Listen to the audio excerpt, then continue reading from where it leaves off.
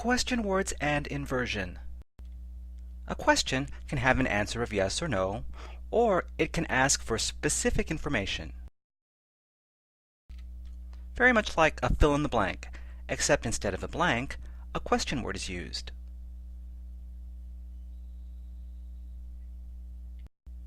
Question words normally come at the beginning of a question, and so when the information being asked for is the subject of the verb, you just replace the subject with the question word. But when the information being asked for is in the predicate, that is, after the verb, the question word is normally moved to the beginning of the question. In English, when you move the question word from after the verb to before the verb, then you have to do an inversion of the subject and verb. But you can only invert forms of to be and helping verbs. If there is none, then you have to put a helping verb in by splitting the main verb into a helping verb and the bare stem infinitive of the verb. The helping verb you use is a form of do, and you choose the form based on the tense and person of the original verb.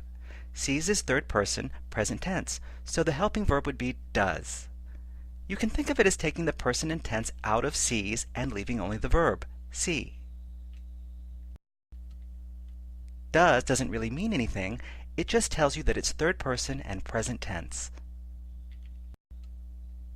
Now that the original verb is divided into a helping verb and bare stem, you can invert the helping verb and the subject.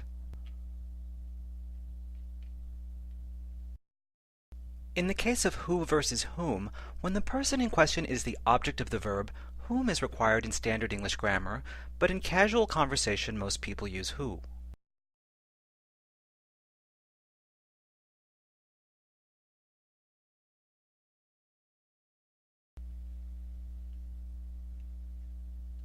The rules for inversion with question words are some of the more complicated rules of English grammar. In Spanish, this is more straightforward. No helping verb like do, does, or did is needed as it is in English. Just put the question word before the verb and the subject after the verb. And if the verb's ending makes the subject clear, that will likely be dropped. Capitalize the question word, and in Spanish, every question begins with an upside-down question mark at the beginning to signal the question. These are the most commonly used question words in Spanish and their English equivalents.